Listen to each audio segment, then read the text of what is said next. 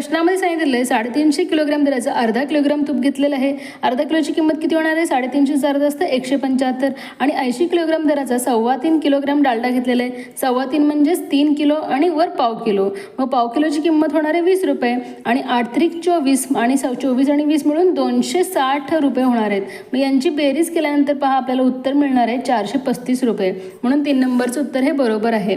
पुढील प्रश्नामध्ये पहा काय सांगितलं आहे. 15.5 लिटरच्या तेलाच्या डब्यातून 15.5 लिटर म्हणजेच 15,500 ml 200 मिलीच्या 40 बाटल्या म्हणजेच बेचोक 8,000 होणार आहे. त्यानंतर पहा 500 मिलीच्या 10 बाटल्या म्हणजेच 5,000 होणार आहे. मग 8 आणि 5 13,000. याच्यातून जर आपण वजा केलं तर किती राहतं? 2,500 ml. मग याच्या 100 मिलीच्या बाटल्या म्हणलेल्या आहे. मग किती येणार आहे उत्तर? 25. 1 नंबरचा पर्याय बरोबर आहे. कारण पहा 2,500ला आपण 100ने भागलं तर 0 0 कॅन्सल आणि 25 येणार आहे उत्तर. 1 नंबरचा पर्याय इथे बरोबर.